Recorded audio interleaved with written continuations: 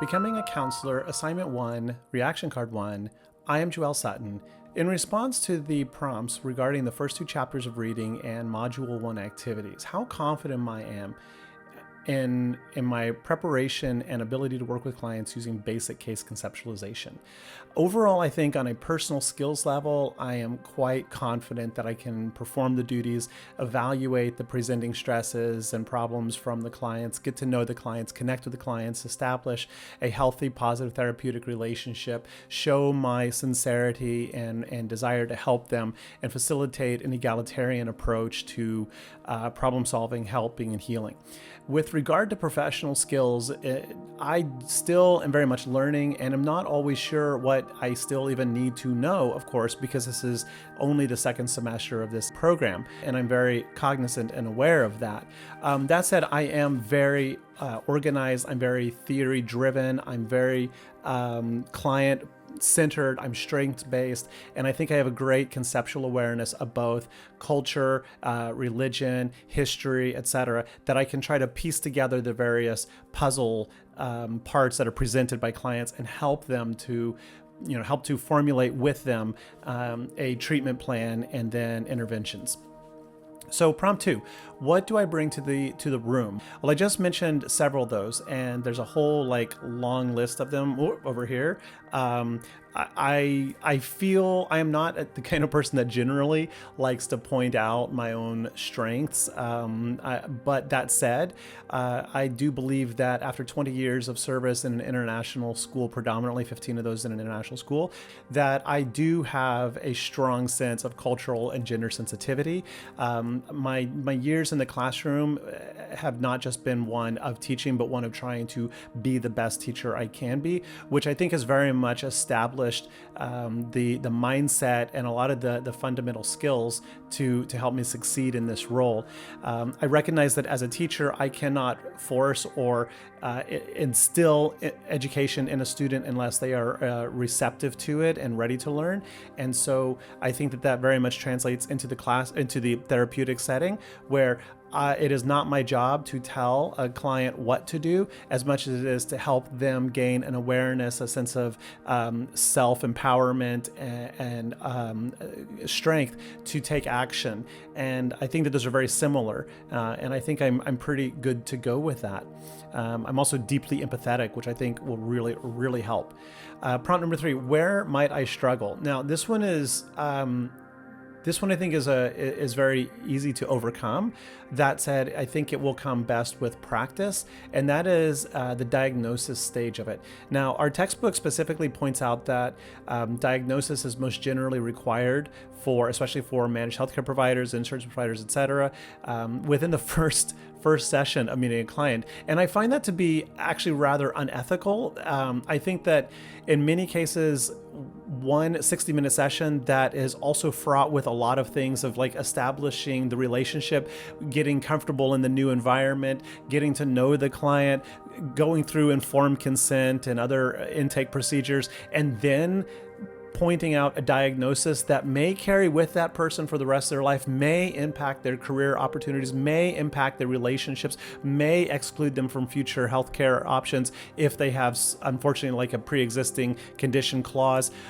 To me, that is a potential lifelong label that could follow them, that we are pushing together within the first hour that we've met them. And while, again, I'm new into this program and a lot may be brought forth to help me understand this rationale, right now I have substantial ethical concerns over that. I also I'm not familiar with the layout and the process of utilizing the DSM as well as the ICD-11.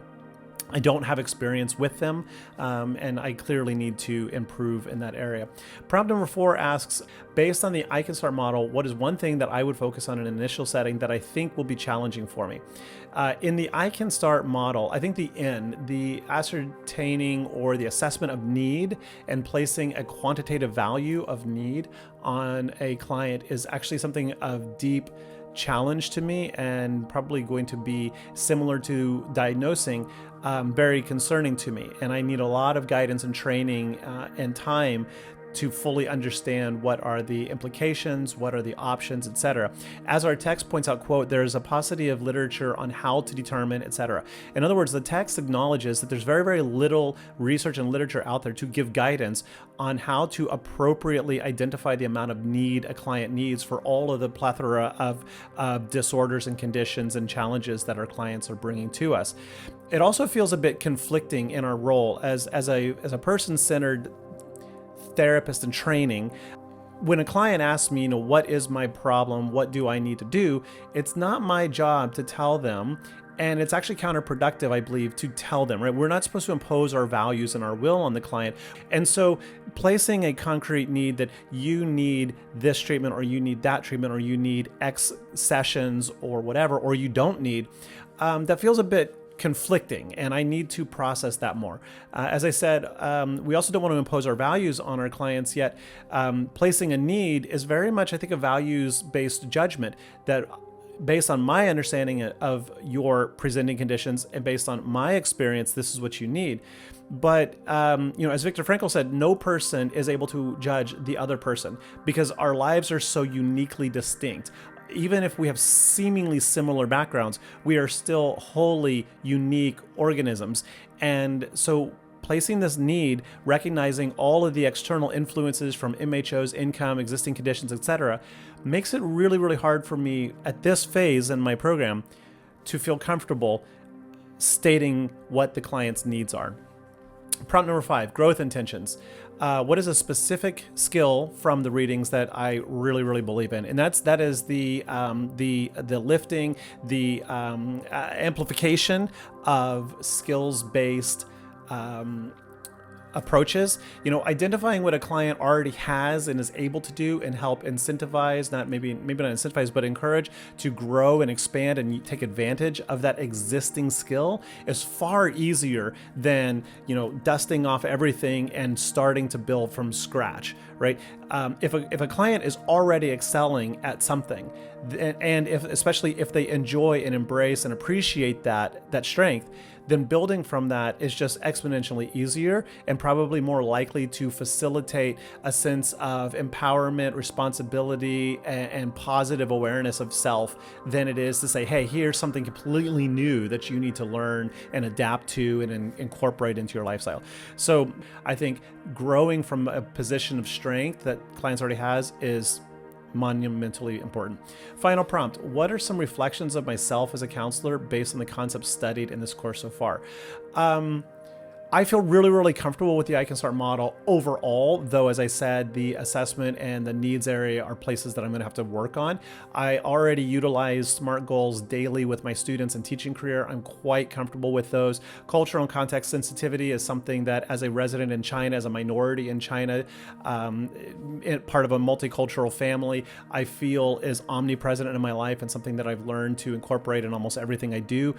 Counselor variables, awareness of client variables, and treatment variables, etc., is something that also I feel very comfortable assessing and evaluating and exploring and puzzling together.